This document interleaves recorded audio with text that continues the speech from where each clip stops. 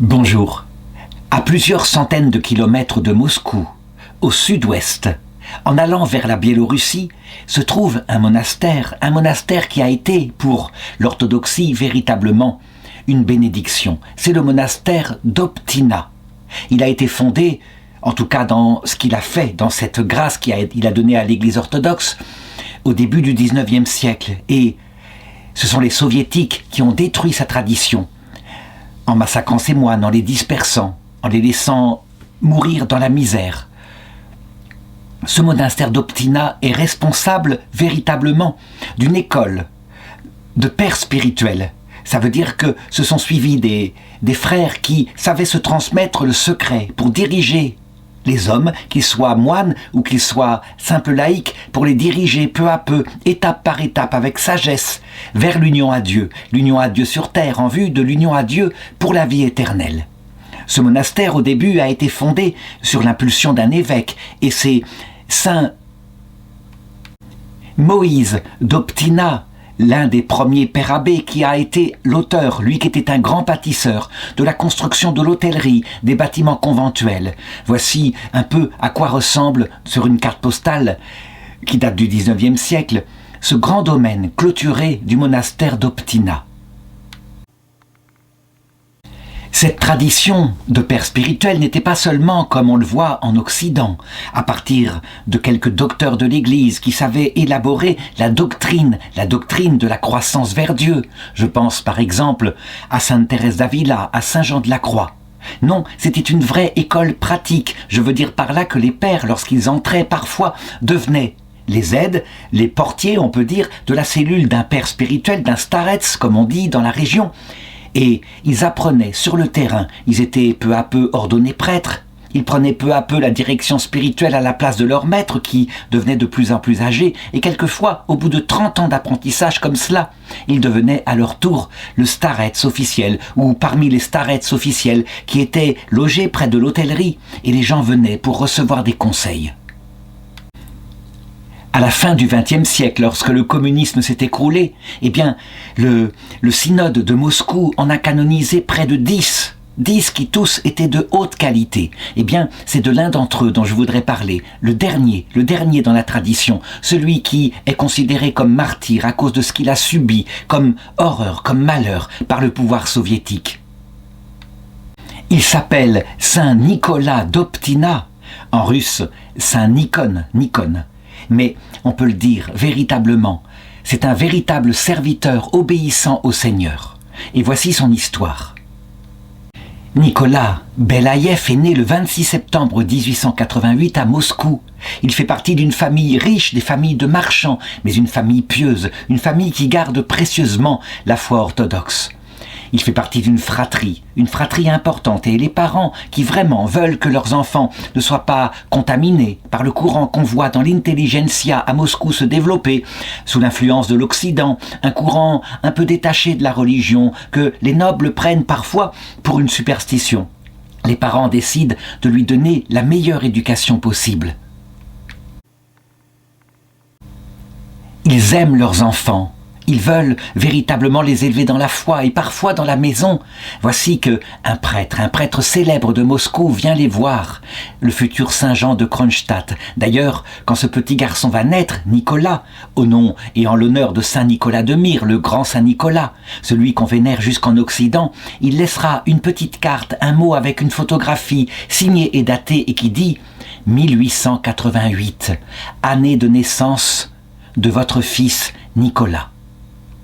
La maman, qui croit aux signes et à la prière et à la communion des saints, va prendre cela peut-être comme une bénédiction qui tombe sur son propre fils. Elle va garder précieusement cette carte. Et le temps va passer ainsi. Il arrive à l'âge de 5 ans, et là, brutalement, il est atteint d'une grave maladie, une maladie qu'on estime être mortelle. Ainsi donc, Dieu lui reprendrait son enfant. Les médecins furent appelés, ils vinrent, ils observèrent l'enfant, sa respiration était presque éteinte, et ils déclarèrent qu'il n'y avait pas d'espoir, que malheureusement, il fallait se préparer à sa mort, le confier au Seigneur. La maman ne se laissa pas faire, elle le prit dans ses bras. Ce corps tout froid déjà, elle le réchauffa de toute son énergie, elle pria aussi de tout son cœur Saint Nicolas, son patron. Et le miracle se produisit. L'enfant, qui était déjà presque mort, reprit vie dans ses bras.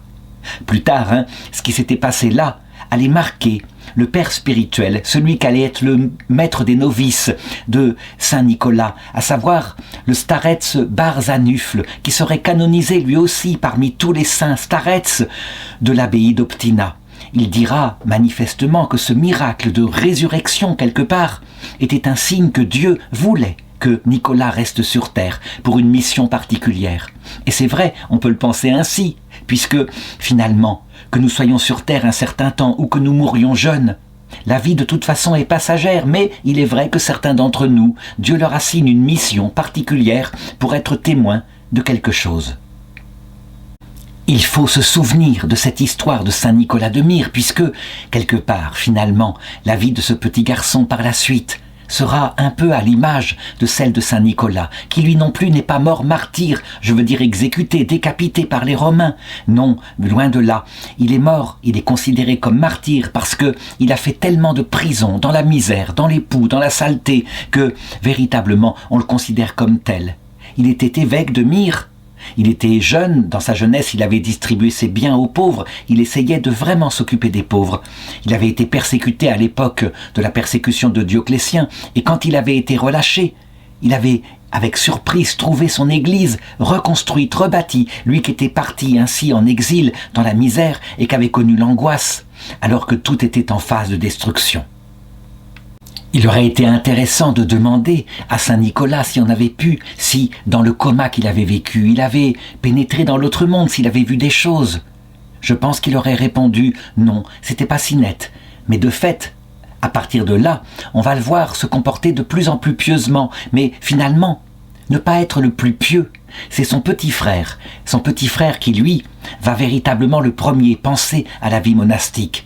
Il reçoit, à cette époque-là, je l'ai dit, la meilleure éducation possible. On fait venir des précepteurs. Certes, il suit les cours de l'école laïque, mais il a des précepteurs en musique, en chant. Et puis, surtout, on le mène à l'église, où là, il peut suivre le meilleur catéchisme, la formation spirituelle la plus profonde. On lui parle aussi, on lui raconte des vies de saints, ainsi qu'à son petit frère. Et voici que ce frère cadet, qui s'appelle Ivanouchka, à un moment donné, commence à parler de l'idée d'entrer dans la vie monastique.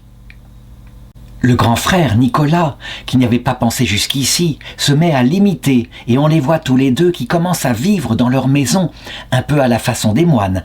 Les récits qu'ils ont probablement entendus sur les moines du désert, à jeûner particulièrement, mais modestement, ils ne font pas d'excès, mais tout de même, on les voit qui imitent cela. Il y a comme un grand désir dans leur cœur.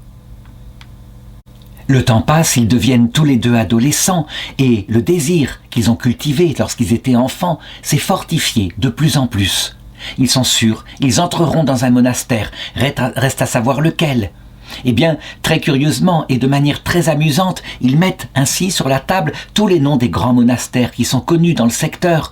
Il y a le monastère de Sarov, il y a évidemment celui d'Optina. Et ils tirent au sort. Et le sort va tomber sur le monastère d'Optina. Ils vont prendre ça véritablement comme un signe de Dieu. Donc, ils vont dire, c'est là-bas que Dieu nous veut. Entre-temps, Nicolas Belaïev a eu son diplôme de secondaire et il s'est inscrit maintenant au département de physique et de mathématiques de l'université de Moscou.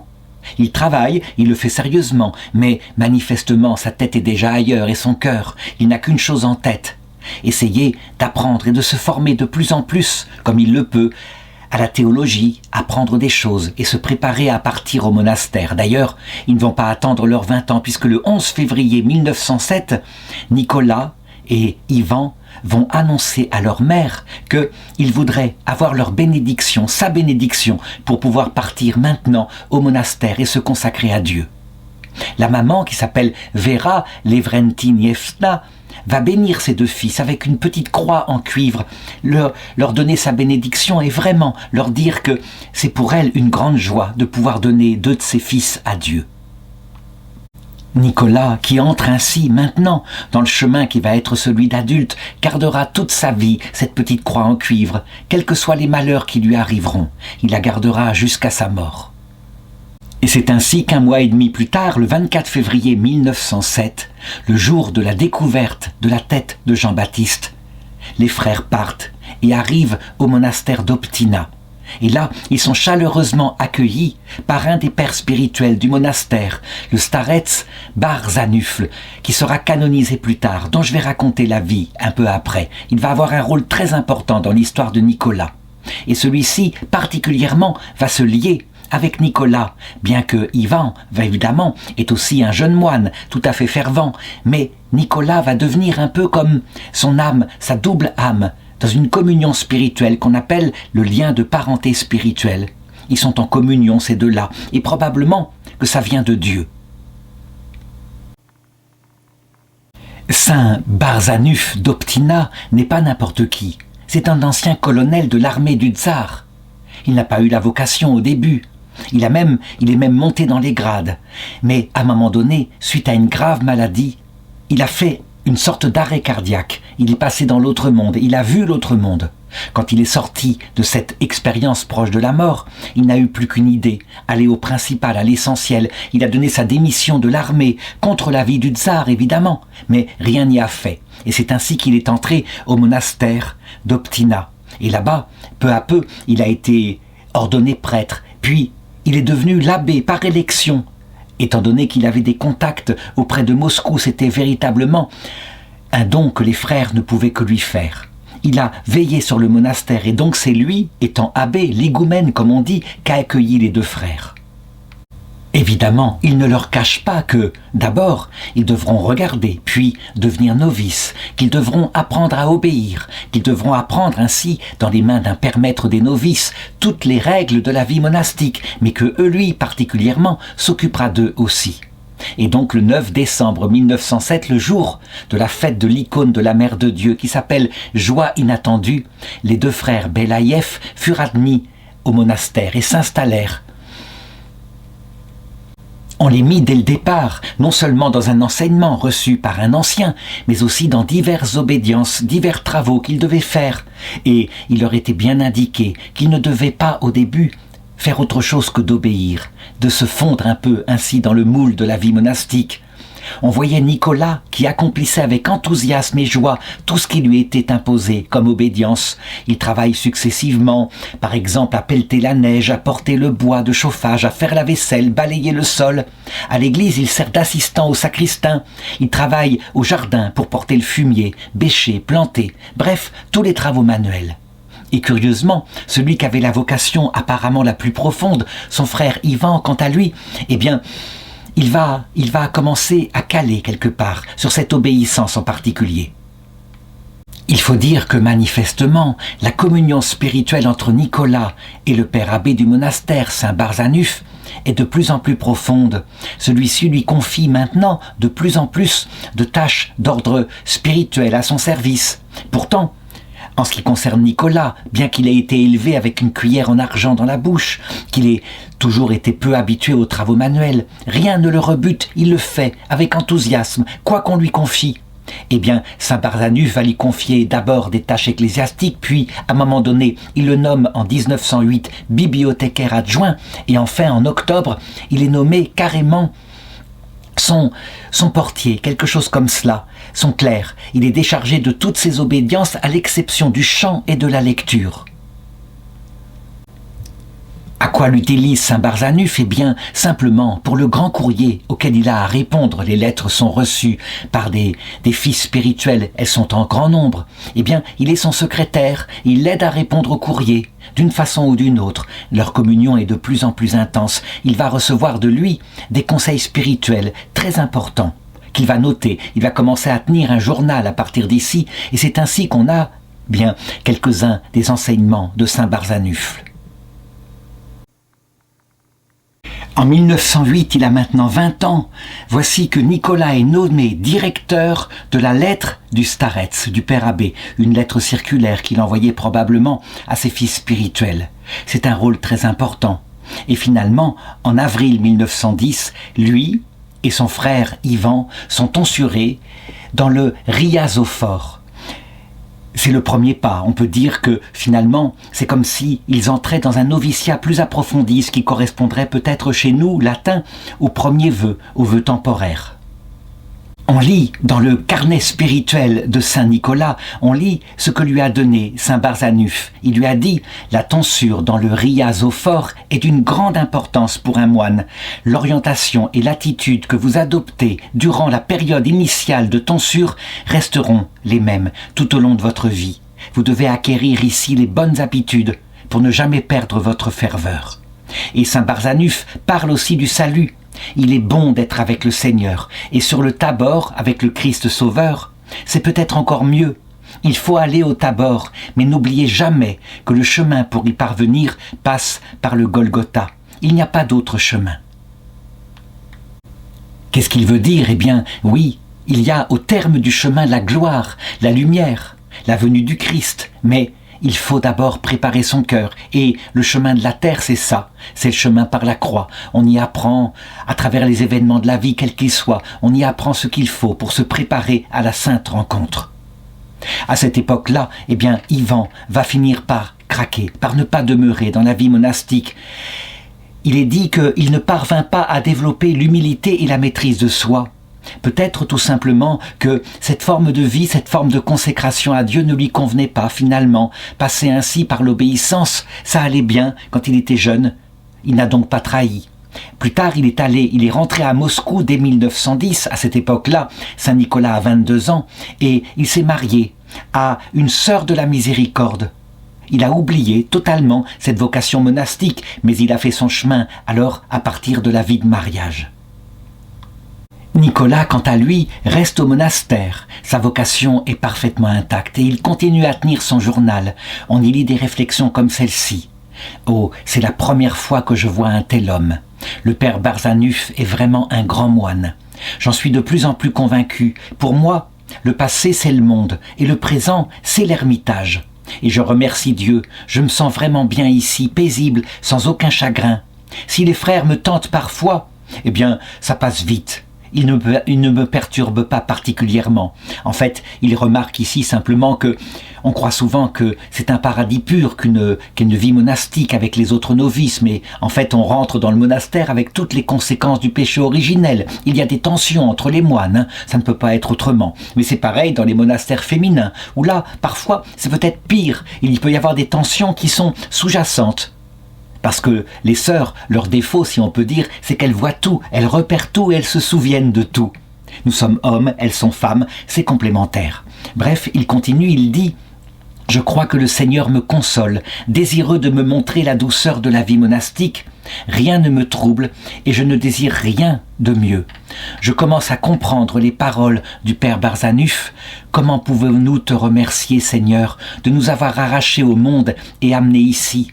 Maintenant, je ne demande qu'une seule chose au Seigneur, que je vive tous les jours de ma vie dans sa maison. » Il continue et il dit « Je pense que le Seigneur me réconforte, voulant me montrer la douceur de la vie monastique pour que j'y reste et que j'y demeure à jamais. » C'est bien vu, c'est vrai. On constate que c'est souvent comme cela. Au début d'une conversion, il y a comme un printemps de paradis. C'est d'ailleurs la même chose qui se passe souvent dans le mariage. On a des étoiles dans les yeux. Le Seigneur ainsi nous attache à lui. Puis, à un moment donné, il nous envoie l'épreuve, la nuit des sensations, quand cette espèce de bonheur sensible disparaît. Mais le but maintenant, c'est qu'ayant été fondé solidement sur un paradis du début, la confiance s'étant ainsi approfondie, on demeure fidèle à jamais. Cependant, ce temps de paradis ainsi, justement, ne va pas durer à jamais. Voici que des jeunes moines qui sont entrés au monastère, des moines issus en particulier de la noblesse, qui ont été plus ou moins influencés par les idées venant de l'Occident. Je l'ai dit, il y a quelque chose de mondain dans la noblesse russe, dans l'intelligentsia à cette époque-là. Voici que quand ils rentrent au noviciat et qu'on veut leur apprendre la même chose, une obéissance stricte, la soumission aux exercices, tout ce qui a été fait dans la tradition, voici que maintenant ils se mettent ensemble à contester, à considérer que les prosternations, la prière de Jésus répétée sans cesse, tout ça ce sont des vieilles choses. Quand on entre dans un monastère, il faut maintenant prendre une méthode moderne, se former intellectuellement, avoir le sens critique en particulier sur ces choses-là. Bref, il y a une vraie contestation chez des jeunes frères qui sont entrés au monastère d'Optina. Et le père abbé, malgré son expérience, son âge, va être de plus en plus contesté. Il va même y avoir à un moment donné des lettres écrites par certains novices à Moscou pour porter plainte contre le père abbé, considéré comme un vieux grigou, un vieux crouton, avec des vieilles manières. La lettre a été écrite au patriarche, ou plutôt au métropolite de Moscou. Il n'y a pas encore le patriarcat à recréer. Et donc, une enquête a été menée. Et manifestement, parce que c'est ainsi, il suffit d'une dénonciation et quelquefois l'autorité, elle ne regarde pas tout ce qui va bien, tous les autres, ils sont d'accord, j'ai beaucoup d'exemples. Le pape Benoît XVI d'ailleurs était stupéfait par ceci. Souvent, voici que la génération précédente persécute ceux que la génération suivante va canoniser. C'est très exactement ce qui va arriver au père Barzanuf. Toujours est-il qu'il est déchu de sa charge de père abbé, il est transféré dans un autre monastère. Pour Nicolas, qui était, je dirais, son fils spirituel, c'est un véritable arrachement, une grande souffrance et puis un scandale que cette injustice. Pourtant, avant de partir, puisque le père Barzanuf ne veut faire qu'obéir, il va le bénir. Il va même lui faire une sorte de prophétie qu'il gardera toute sa vie, qui va l'accompagner, qui sera une grande force quand les malheurs lui arriveront. Il va lui dire ceci, il le note dans son carnet. « Seigneur, dit-il en le bénissant, sauve ton serviteur Nicolas. Sois toujours son secours. Protège-le lorsqu'il n'aura plus ni toit ni abri. Un jour cruel viendra. Retiens mes paroles, Nicolas. Je serai déjà étendu dans la terre humide, et mon petit enfant viendra sur ma tombe et me dira « Cher père Barzanuf, aide-moi, prie pour moi, j'en ai grand besoin. Oui, mon petit enfant, oui, compte sur moi, je prierai pour toi. Sache que tout ce qui t'arrivera, eh bien, ce sera parce que je serai là. » De fait, ça va être une rupture, il ne va presque jamais le revoir. Il va partir pour cet autre monastère et ensuite, eh bien, peut-être parce que certains moines veulent le séparer de l'influence de Saint Barzanuf, on va le garder au monastère, il va être ordonné moine. Donc, on peut dire que ça correspond au vœu perpétuel. Puis, juste après, parce qu'on estime qu'il a suffisamment de connaissances, il va être ordonné diacre, puis prêtre. Hiéromoine, comme on dit là-bas. Il est observé par les pères, par le chapitre, et on constate que, malgré le départ de son père spirituel, au service duquel il a été pendant tout son noviciat, il reste parfaitement obéissant, il reste comme il était avant, parfaitement humble, soumis. Et il garde à l'intérieur de son cœur, on le voit dans son journal, les pensées qui évidemment ne peuvent que le travailler. C'est ainsi donc que, à l'occasion de sa tonsure comme moine, il reçoit un nouveau nom, le nom de Nikon. Nikon, c'est Nicolas finalement, mais c'est en l'honneur d'un autre Saint Nicolas, pas Saint Nicolas de Myre, le patron de sa jeunesse, mais Saint Nikon, le martyr, un martyr de l'époque des Romains. Voici une photo de lui, elle date manifestement de 1907, c'est sans doute, au tout début de son noviciat. Et voici maintenant une autre photo de lui, 10 ans plus tard. Au moment de son ordination sacerdotale, nous sommes en 1917. C'est l'année terrible, l'année de l'arrivée des soviets qui vont s'emparer de la Russie tout entière. On voit à quel point il a changé, il a pris en maturité. On connaît maintenant les événements. Nous sommes en pleine guerre 1914-1918. Les Allemands ont envoyé le révolutionnaire Lénine dans un wagon plombé. Le but est évidemment de faire tomber le front Est qui leur bloque pas mal d'armées. Ils veulent rapatrier, si possible, l'armée vers le front Ouest, du côté de la France. Toujours est-il que, au départ, quand, par une sorte de tour de passe-passe révolutionnaire, Lénine arrive à prendre le pouvoir à Moscou en s'emparant des principaux lieux de pouvoir, au début, il y a évidemment d'autres choses à faire que de persécuter l'Église, même si, dans les livres de Lénine, on le voit bien, il a écrit tous les livres sous le communisme, l'Église orthodoxe est considérée véritablement comme l'opium du peuple, et c'est logique. Puisqu'elle promet, c'est ainsi la vie éternelle, qu'elle demande à chacun d'accepter les croix, tout en, évidemment, en étant amour pour le prochain.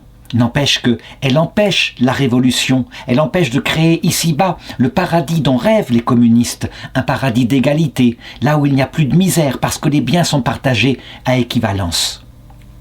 En réalité, le communisme semble partir d'une bonne idée à la base, mais il est contre la nature humaine. La réalité, c'est que On ne travaille véritablement, non pas pour l'État et pour le peuple tout entier, on travaille principalement d'abord pour sa famille.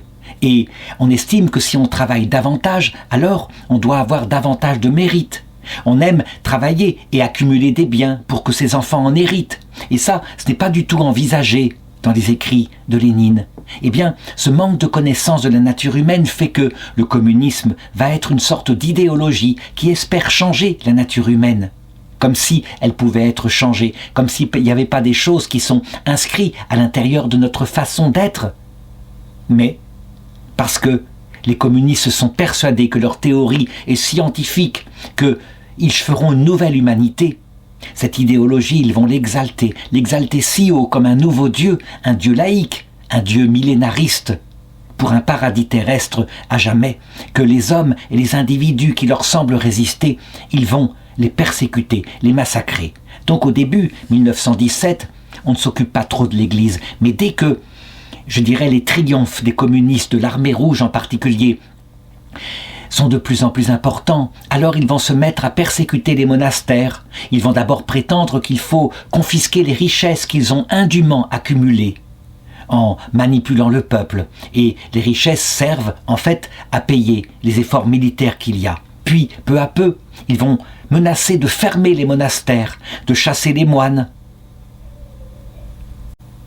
Au niveau du monastère d'Optina, qui est très connu pour les conseils spirituels qu'il donne à des gens venant de Moscou, venant les voir jusque-là, faisant le grand voyage, eh bien, il faut absolument fermer cette école qui leur paraît être un des fleurons de l'orthodoxie. Les moines, en général, vont réagir en voulant rester fidèles à leur vocation, puisqu'il faut à cette époque-là travailler. Il y a une égalité dans le travail, alors les moines vont accepter, tout en restant dans leur vie monastique, se transformer en une sorte de groupe de travail agricole, un kolkhoz, quelque chose comme cela. Ça les nourrit, mais ils ont l'impression, ou plutôt les communistes peuvent avoir l'impression qu'ils se sont fondus dans la nouvelle économie. Puis, très vite, la persécution s'augmente. Ce sont les bâtiments eux-mêmes que les communistes veulent confisquer, réquisitionner. Les moines sont invités à partir. Alors, à ce moment-là, on voit Nikon, le frère Nikon, qui écrit et qui dit « Je ne mourrai pas, je ne partirai pas ». Sa fidélité à son monastère est totale. En 1923, cette fois, l'armée rouge a pris véritablement de la force. Les premières exécutions, en particulier d'évêques qui sont un peu trop remuants, ont eu lieu. Ces évêques seront canonisés. Lui, à cette époque-là, Nicolas a 35 ans. Et le monastère d'Optina est fermé. Mais il décide de rester, quoi qu'il arrive, il restera ici.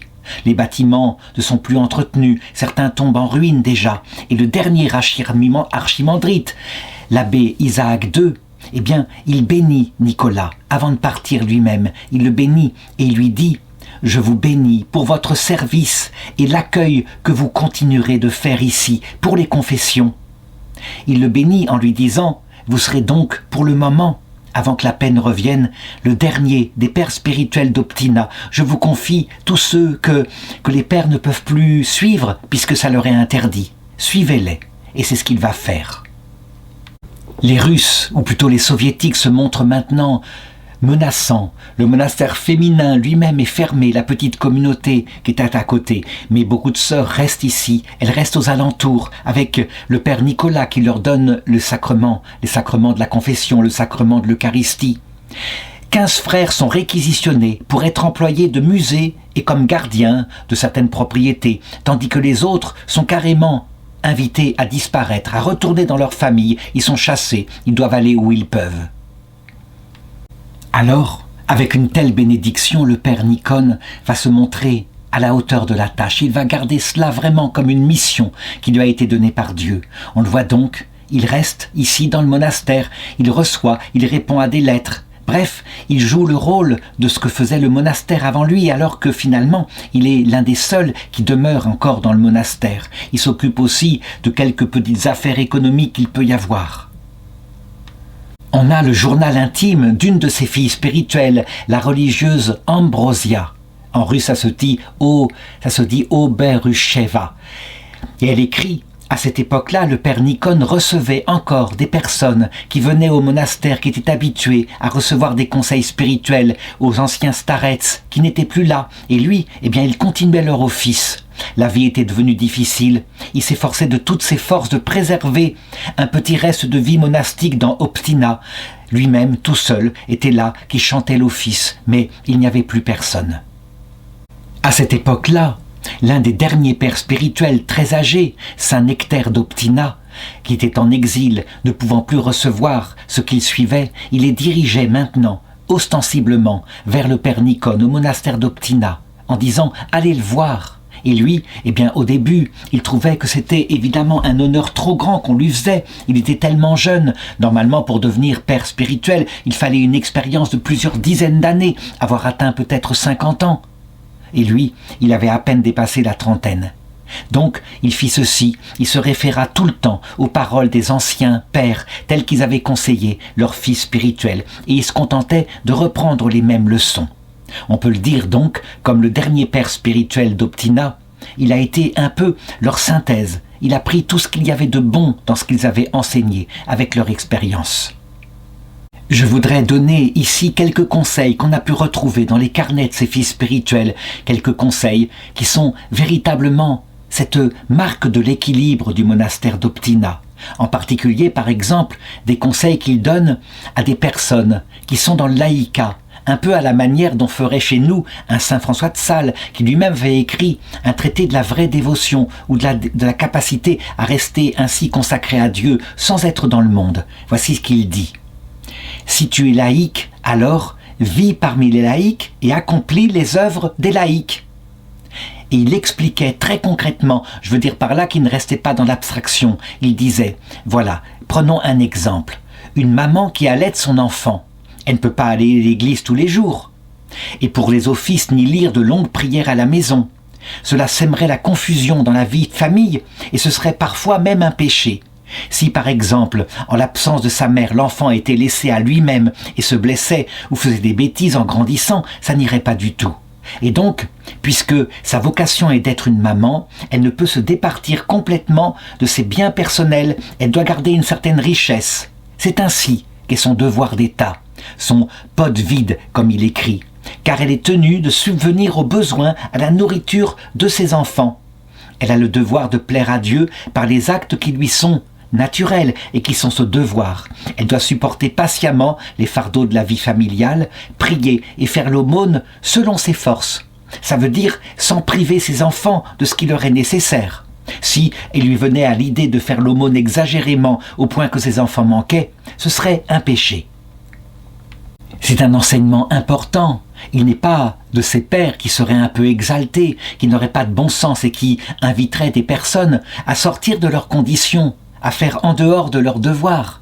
Il peut arriver en effet que certaines personnes qui sont dans la vie de famille se ressentent comme une vocation à la vie monastique, mais à ce moment-là, eh bien, cette vocation doit être prise comme une souffrance, mais le devoir et la volonté de Dieu est bien de s'occuper de sa famille. C'est du bon sens, c'est un conseil hautement spirituel. Voici un autre enseignement du père Nikon, à propos cette fois de la parabole des talents qu'on a pu recevoir. Il le dit. Qu'est-ce que nous entendons par talent? Eh bien, ce n'est pas seulement la richesse matérielle, c'est pas comme ça qu'il faut comprendre le texte. Les talents, ce sont les bonnes conditions que nous avons pour le salut de notre âme. Chacun de nous possède ses propres talents. Eh bien, parmi les talents, il y a aussi la pauvreté, la maladie, les chagrins d'hiver. Tout cela, ce sont des talents. Il faut les prendre comme tels. Évidemment, d'un point de vue mondain, on dira que les talents, ce sont la capacité à travailler en classe, à jouer de la musique, la capacité à être brillant dans la société.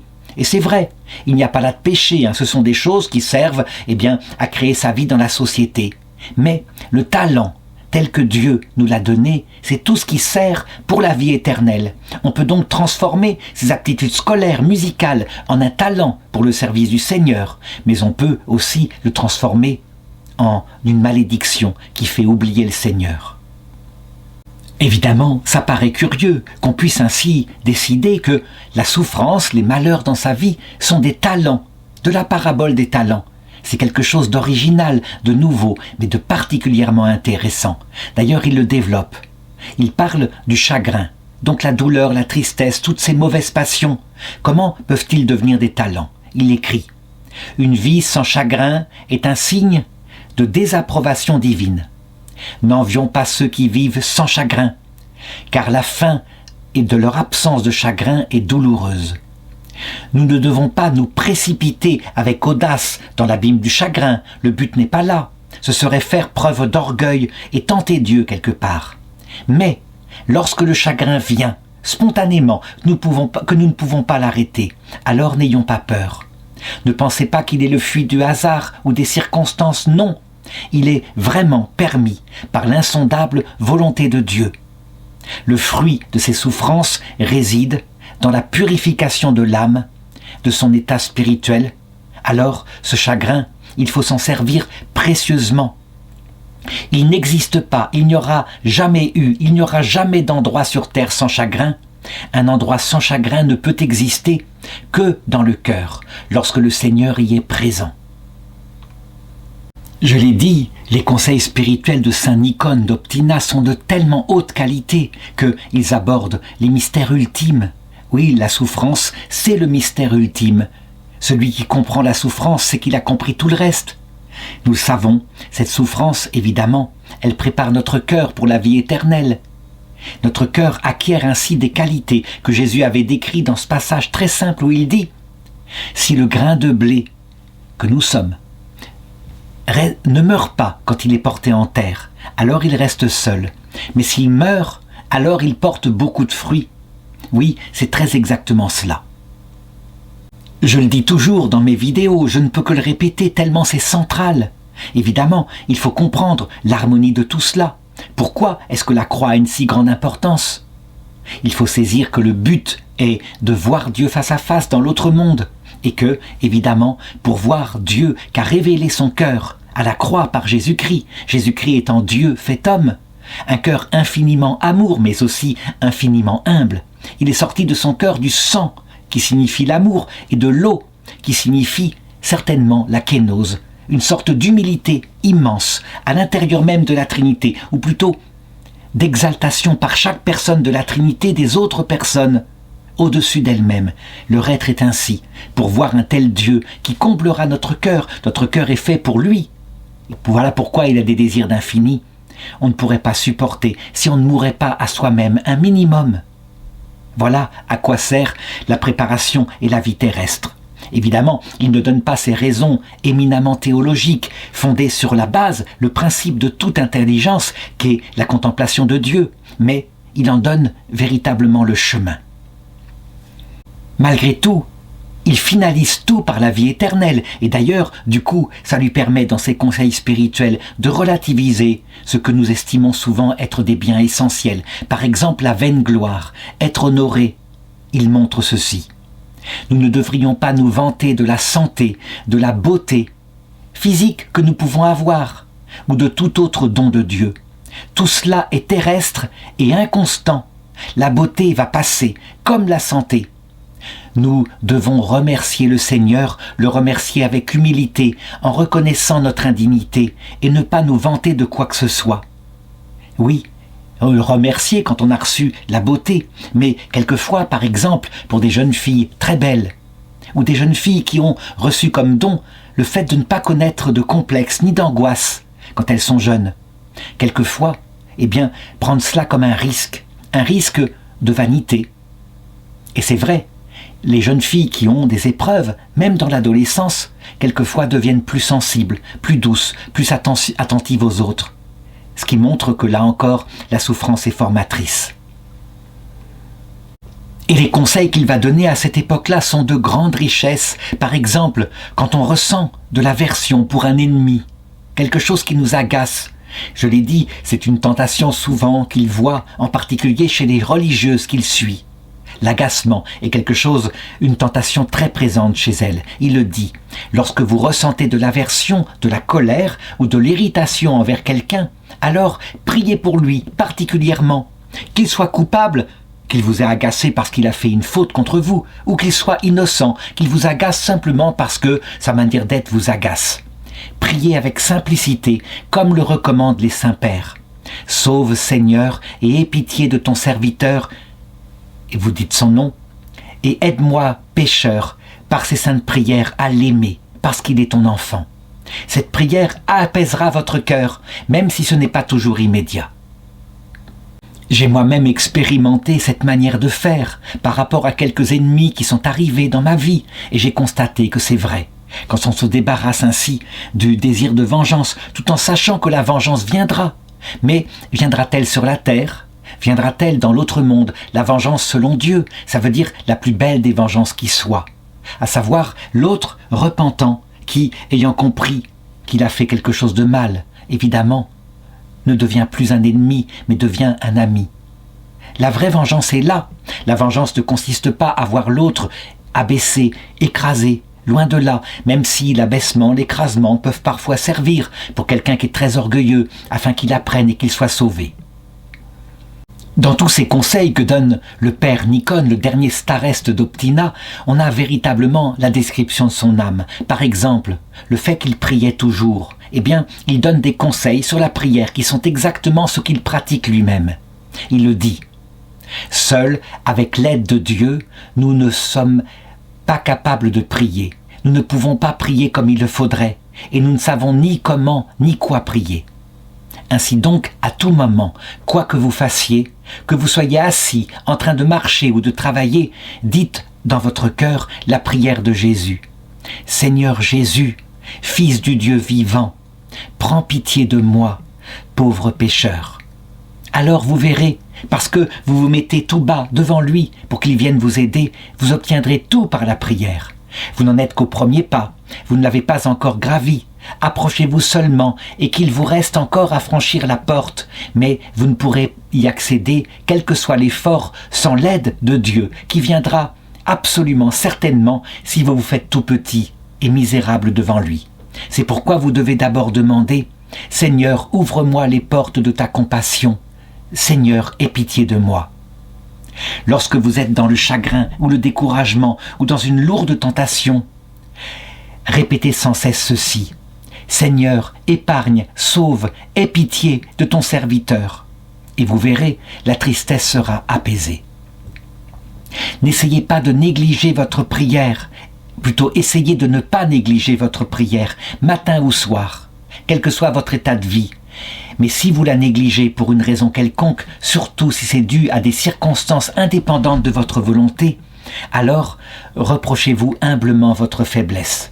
Car se faire des reproches, même lorsque de fait, c'était pas vraiment de notre faute, mais les faire modérément, est une ascension invisible. Souvenez-vous toujours que celui qui s'abaisse, c'est celui-là qui sera élevé par le Seigneur. Je voudrais commenter ce passage en disant, c'est certain, ce qu'il dit est absolument vrai. On dit même qu'il y a 2 pieds pour marcher vers Dieu. Le pied gauche qui est l'humilité, qui s'acquiert souvent par le regard sur ses propres péchés, et qui conduit à pratiquer de l'ascèse sur soi des sacrifices pour vaincre les défauts. Mais il ne faut pas oublier le pied droit, qui est la charité, l'amour pour Dieu, la confiance en lui, qui fait que, évidemment, on est plein de joie pour la merveille qu'on est. Un déséquilibre d'un côté ou de l'autre, si on oublie le pied gauche de l'humilité pour ne regarder que la charité, on peut finir par se croire un élu de Dieu. Mais si on oublie, au nom de l'humilité, la charité, l'amour de Dieu, la confiance qu'on doit avoir en lui, alors on pourrait tomber dans un excès de tristesse. Évidemment, il fait sien tous ces conseils spirituels qu'il donne, il en vit. Et donc, comme dernier père spirituel d'Optina, il me reste à raconter maintenant la croix par laquelle il va passer, et qui, je pense vraiment, est le couronnement de tous les pères spirituels. Lui ne s'est pas contenté d'enseigner tout ce que les anciens avaient enseigné, il a dû le vivre maintenant. La première arrestation qu'il va vivre a lieu en 1919, donc 2 ans après la révolution soviétique. On a une lettre qu'il a écrite à cette époque-là, depuis la prison, à sa maman. Il y dit « Le Christ est parmi nous. Je te souhaite, maman, paix et joie. Je vous adresse mes salutations monastiques. Je suis désormais prisonnier, et je tiens à le dire, prisonnier en Christ, car bien que pécheur, je crois être totalement innocent. Je suis en prison sans aucune accusation contre moi, et apparemment uniquement parce que je suis moine et que j'ai œuvré pour le monastère. Que la volonté de Dieu, bonne et parfaite, soit faite, et elle est source de joie pour moi parce que être ainsi trouvé digne de souffrir un peu pour mon Seigneur, c'est vraiment pour moi une grande grâce. Je vous demande instamment vos saintes prières pour moi, pauvre pécheur, pour le salut de mon âme pécheresse. Le salut de l'âme est le but de la vie terrestre, et que me faut-il de plus? Je crois fermement que tout est entre les mains de Dieu, alors je suis en paix. L'arrestation ne va pas durer, il va être libéré, mais l'avertissement est là. On peut même dire probablement que cette première prison est comme une préparation voulue par Dieu, peut-être pour qu'il ne soit pas directement plongé dans les grands malheurs qui vont lui arriver par la suite. Et c'est vrai, lorsqu'il y a préparation une première fois, puis retour à la paix, la seconde fois, ça se passe beaucoup plus facilement. Je me rappelle pour moi-même, il m'est arrivé dans les vidéos que je fais, une première persécution. C'était il y a à peu près 13 ans, en 2012, un prêtre qui s'est mis sur Internet à parler mal de moi. Et je me rappelle, au début, ça me touchait énormément. J'en parlais et je voulais répondre à toutes les accusations. Et puis, les choses se sont calmées. Et il y a eu une deuxième vague d'attaques, beaucoup plus violente, par un autre prêtre parisien, qui est allé tellement loin dans les accusations que, à un moment donné, l'archevêché de Paris s'est ému et qu'il a été sanctionné canoniquement. Les attaques étaient beaucoup plus violentes, des accusations calomnieuses, incroyables. Eh bien, je l'ai pris paisiblement. Je l'ai dit, je l'ai dû au premier prêtre, celui qui m'avait persécuté, avec lequel j'avais tout fait pour me réconcilier, et ça a marché. Je lui ai dit, vous avez été quelque part mon mentor en souffrance. Eh bien, sans doute que pour lui, c'est un peu pareil. D'ailleurs, voici qu'en 1924, donc 5 ans après, il a 32 ans, cette fois, il est définitivement expulsé du monastère qu'il essayait vaille que vaille de tenir. Il est expulsé, il doit partir. Ça se passe par une descente du NKVD en pleine nuit. Et voici que le NKVD s'installe dans le monastère et lui est obligé de partir.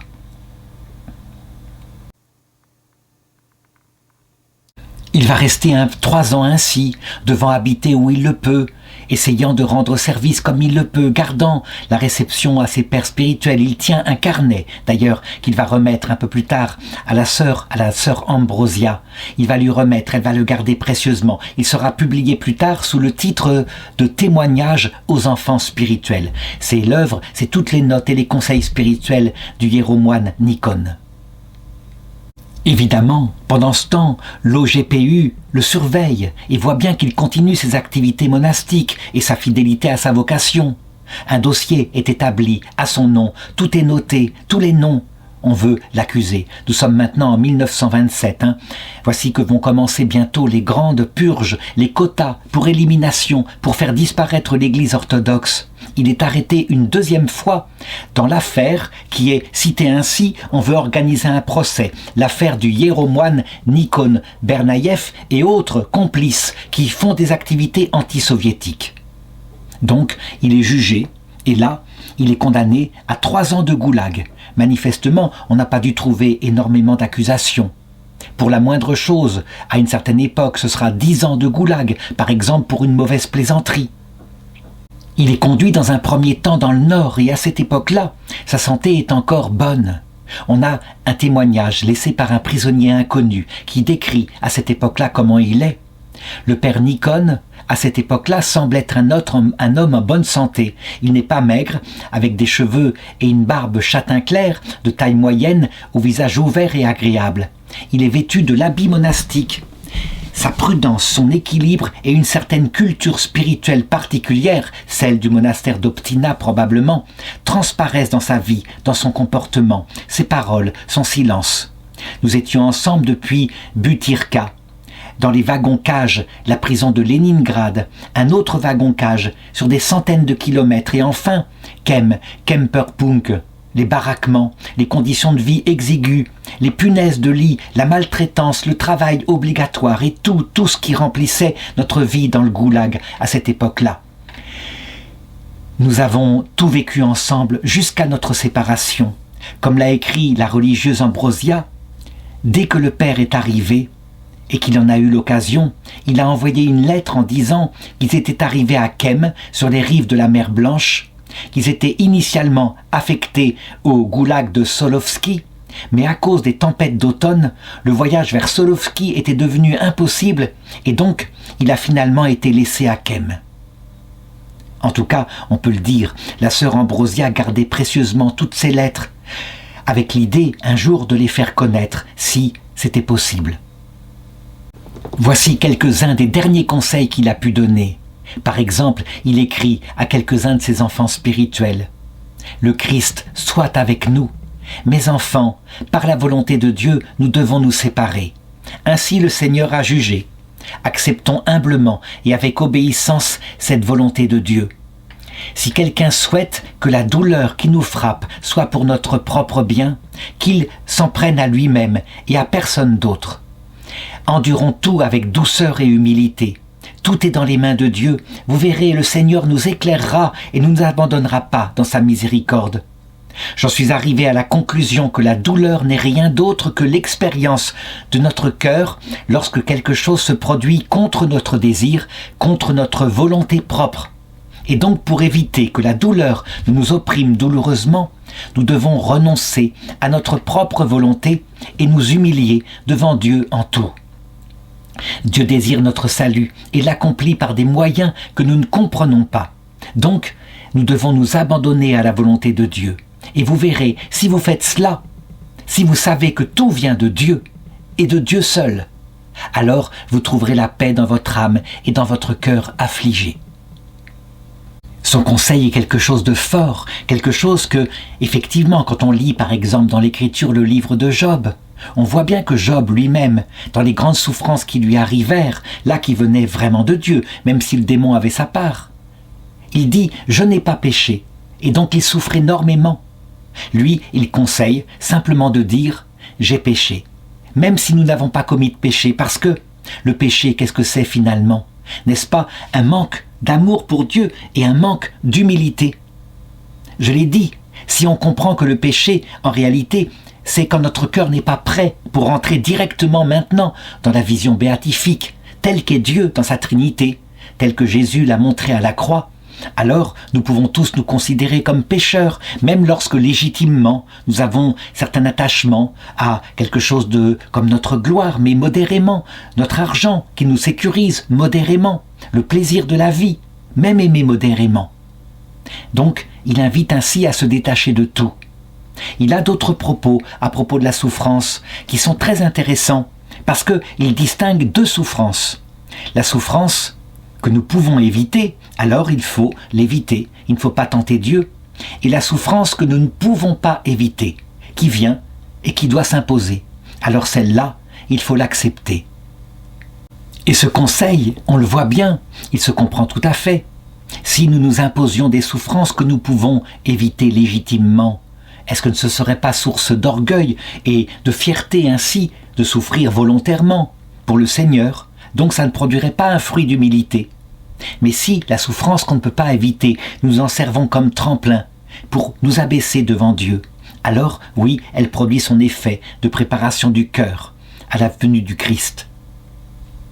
Ce qui est étonnant, c'est le rapport qu'il fait d'ailleurs avec l'obéissance. L'obéissance que son frère n'a pas pu vivre. Il l'a constaté, c'était trop dur finalement, et il a préféré passer par une vie de mariage.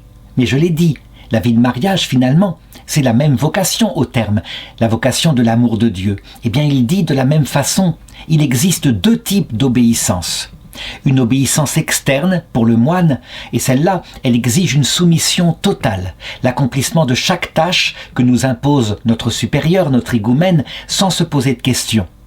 Et c'est vrai, si on est mis à transporter du fumier quand on est moine, et dans la vie, c'est pareil, il y a une obéissance externe quand on doit se rendre au travail, métro, boulot, dodo.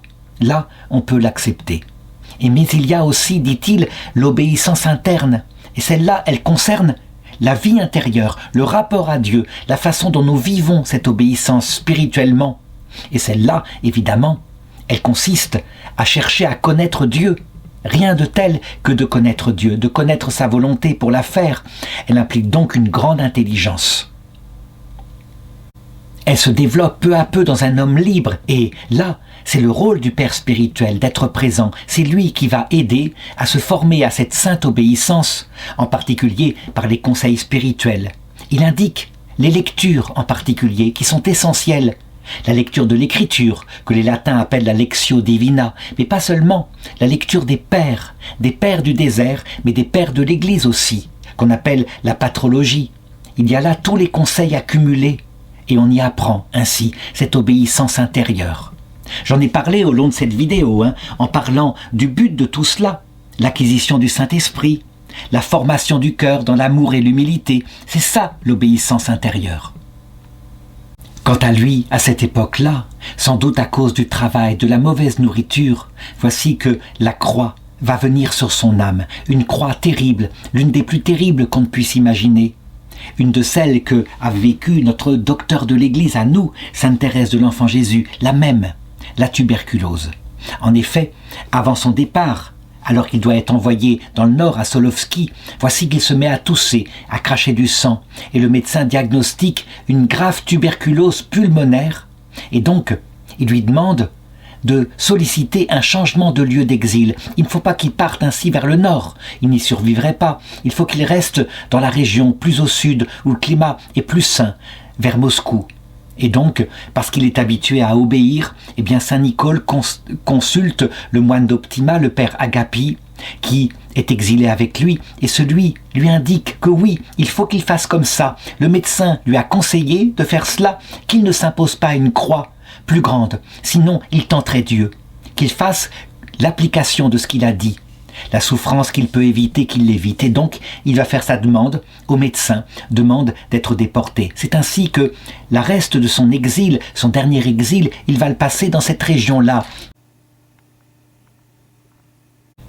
Il fait donc la demande, mais ça ne lui est manifestement pas accordé. En août 1930, il a 42 ans. Malgré sa maladie, il est envoyé en exil dans la province d'Arkhangelsk, dans le village de Vospol, qui se trouve évidemment tout à fait au nord, beaucoup plus au nord.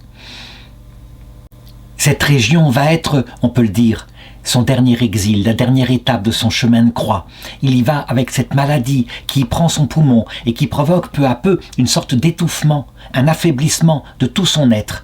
Et d'autre part, eh bien, il doit loger chez une femme, une logeuse du secteur, qui est là, qui veut se faire un peu de revenus à partir des maigres sous qu'il a dans son pauvre travail. Et cette femme va se révéler la dernière croix envoyée par le Seigneur.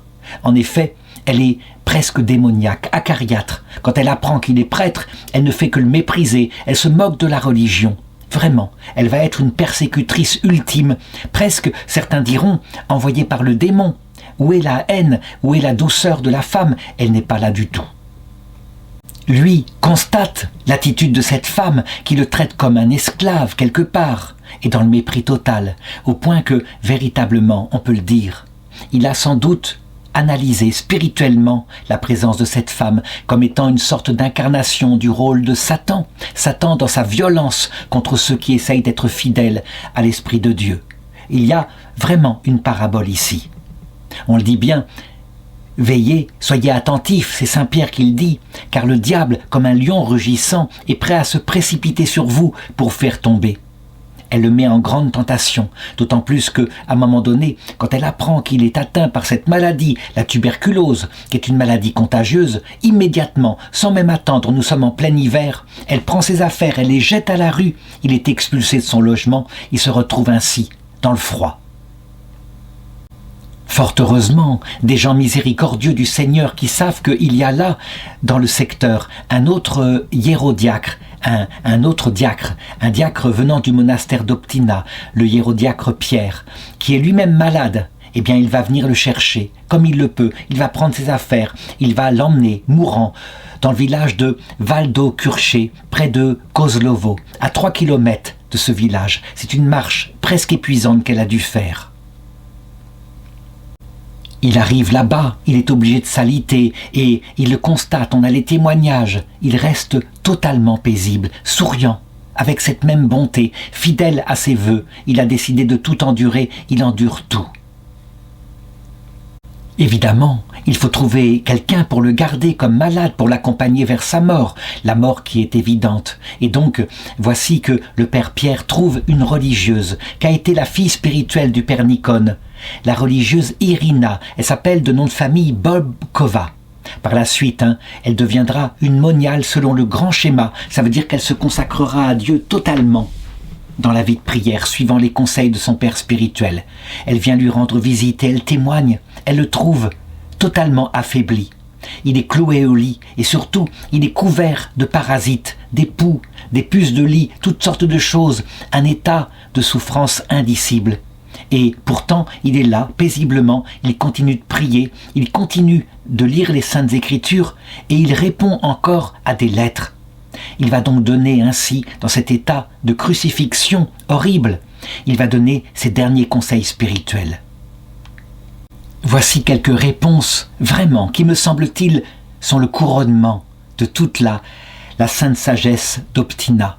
Par exemple, à une fille spirituelle qui lui a écrit en disant à quel point elle était prise par une vie de plus en plus prenante, peut-être par des travaux. Alors, elle s'inquiète du fait qu'elle ne peut pas prier comme avant, prier aussi longtemps, faire oraison, 1 heure le matin, 1 heure le soir. Alors il lui répond ceci, que la prière et la règle de prière soient courtes, mais accomplie constamment et attentivement. Regardez la vie des saints. Tous n'ont pas pratiqué de longues prières. Certains l'ont fait, mais pas tous. Certains ne pratiquaient que de courtes prières, et cette prière qui jaillissait vers Dieu, eh bien, prenez comme modèle le saint qui correspond à votre état actuel, et ne vous en inquiétez pas, mais restez fidèles à la prière. Tous les saints ont souffert parce qu'ils ont suivi le chemin du Sauveur qui a souffert, persécuté, insulté, calomnié, puis crucifié. Et tous ceux qui le suivent souffrent inévitablement. Dans le monde, avait dit Jésus, vous aurez des tribulations. Et tous ceux qui désirent vivre pieusement seront persécutés. Lorsque vous servez le Seigneur, préparez votre âme à la tentation. Une autre lettre lui demande que faire devant la violence des soviétiques, leur haine. Et je crois qu'on a là la description de son attitude intérieure. Il lui répond, vous savez, ne résistez pas ni combattez ceux qui vous font du mal, que ce soit en acte ou en parole, ou même en pensée. Que vos pensées elles-mêmes ne les détestent pas. Prenez-les en pitié, priez pour eux. Si vous ne faites pas cela, les démons prendront le dessus dans votre âme. Alors, si vous priez pour eux, le Seigneur vous aidera, et les démons, vous verrez, ils se retireront. Tous les conseils qu'il donne sont de cet acabit, avec ce grand équilibre, y compris, par exemple, pour une personne qui lui écrit à cette époque-là, à cause du fait qu'elle se stresse de tout. Elle répond « Trop de stress est néfaste, un peu de stress permet de se bouger. Vous pouvez gaspiller inutilement vos forces et vous épuiser si vous avez trop de stress. Donc, enterrez-vous d'un cercle de commandement. Chaque action doit être accomplie après vérification de sa conformité avec les commandements et les saintes écritures. Et même les paroles doivent être prononcées après prière et vérification. » Évidemment, il s'affaiblit de plus en plus. On peut imaginer ce que c'est que la tuberculose, avec cet étouffement, cette impression de mourir chaque jour. C'est une souffrance indicible. On a sa dernière lettre. Et là, je voudrais citer, il ne l'a jamais terminée, mais il écrit le début, puis épuisé, sa plume tombe. C'est quelques mots, mais qui, me semble-t-il, disent tout. Il écrit simplement à un dirigé « Quelle beauté dans les livres spirituels !» Voilà, c'est tout. Tout est dit. Autour de lui, sur son lit de douleur et d'étouffement, voici que la religieuse Irina, sa fille spirituelle, est là, qui s'occupe, qui fait comme elle le peut, qui l'accompagne dans ses derniers jours. Elle raconte qu'elle a été témoin, 4 jours avant sa mort, d'une vision qu'il a eue. Manifestement, le Seigneur, ou alors peut-être Saint Barzanuf, son maître, lui est apparu pour lui annoncer que bientôt sa croix serait terminée, qu'il allait passer dans l'autre monde. Chose assez fréquente chez les personnes qui n'ont vécu qu'en attendant la venue du Christ. Pour eux, il ne convient pas que la mort vienne comme un voleur. Elle fit donc prévenir le starets d'Optima, le père Macaire, pour qu'il vienne le confesser, lui donner les sacrements avant son passage dans l'autre monde. Et elle se retira comme elle le pouvait. Elle se retira dans une autre pièce, avec, évidemment, cette espèce de crainte d'entendre la dernière confession de son père spirituel, qui, évidemment, appartient à Dieu, qui est dans le secret de la confession. Voilà ce qu'elle écrit. « J'avais peur et je n'ai voulu rien entendre et je n'ai rien entendu. » Le même jour, le 25 juin 1931, il est mort, comme cela, paisiblement. Je me rappelle, c'était étonnant, son visage était souriant. Il était sûr qu'il allait rencontrer enfin ce qu'il avait désiré toute sa vie, et donc ses traits étaient d'une blancheur et d'un éclat inhabituels. Vraiment, j'ai repéré cette joie sur son visage. La nouvelle de sa mort a été annoncée dans le secteur où il y avait beaucoup de prêtres qui étaient là, qui avaient été déportés de la même façon que lui, dans le goulag. Et donc, curieusement, malgré la situation terrible, il y a eu à ses funérailles 8 prêtres du secteur qui sont venus pour l'honorer une dernière fois. Et il a été enterré, après avoir su une cérémonie selon le rite monastique dans le cimetière du village de Val-d'Au-Curier. On a même pris cette venue de 8 prêtres comme un signe, puisque eux qui étaient condamnés aux travaux forcés ont reçu étonnamment ce jour-là un jour de congé, pas à cause de l'enterrement du père Nicone, mais comme cela, et du coup ils ont pu se déplacer, venir, faire les 60 kilomètres qui parfois les séparaient du village, et donc assister à ses funérailles. Il y eut même 4 autres ecclésiastiques qui arrivèrent un peu plus tard, la cérémonie étant terminée, et qui se firent raconter comment nous l'avons accompagné à sa mort, comment nous avons chanté, lorsque son dernier souffle a été prononcé, le canon du départ de l'âme vers l'autre monde. Et puis, nous nous sommes éloignés, et la tombe était ainsi fermée. Et curieusement, des voyous du secteur, sans doute des soviétiques, ont voulu profaner sa tombe un peu plus tard. Nous avons trouvé sa tombe ouverte, et son corps était là, exposé. Alors, nous sommes venus et nous l'avons réenterré proprement, avec tous les honneurs. Nous avons aussi caché l'endroit où elle était, en mettant des marques. Quelques-uns seulement étaient au courant d'où était son corps, ses reliques, parce que nous savions bien qu'un jour ou l'autre, il serait canonisé. Et puis, les ténèbres de l'époque soviétique sont retombées, avec la période stalinienne. Une période pendant laquelle l'Église russe, le patriarcat de Moscou en particulier, n'a canonisé, je crois, personne. Il a fallu attendre la chute du communisme en 1989 pour que tout le souvenir de ces saints martyrs, mais il y en avait tellement, il y avait des centaines de milliers de martyrs et des prêtres quelquefois très humbles. On en choisit quelques-uns, mais on choisit aussi les plus lumineux, comme le père Nicone. Avec ce rôle de dernier starets de la grande tradition d'Optina. On fit une enquête. Elle commença le 8 juillet 1989. On retrouva sa tombe. On déterra son corps. On le transporta pour qu'il soit enterré, en terre chrétienne cette fois, dans le monastère d'Optina, qu'on commença à restaurer, à rebâtir. Il fallait qu'il retrouve son lustre d'antan. L'enquête a commencé en 1996, il a d'abord été béatifié et puis canonisé, 69 ans après sa mort, en l'an 2000. Ainsi donc, malgré la grande rupture de 70 ans due au communisme athée, la grande tradition des pères spirituels d'Optina n'avait en rien disparu. Les écrits étaient là, et de jeunes pères entrèrent dans la vocation, ils reprirent la tradition. Le monastère d'Optina, il revit, peut-être avec des pères différents de l'époque de la canonisation, puisque nombre d'entre eux furent canonisés par le Saint-Synode de Moscou. Toute une lignée de pères qui, finalement, ressemble quelque part à ce qui se passa au début de l'Église au IVe siècle, lorsque les pères du désert, en Égypte, inventèrent toutes les pratiques pour la vie monastique, pour monter vers Dieu. Il y eut aussi de grands théologiens spirituels, comme saint Grégoire de Nice, qui mirent la doctrine par écrit.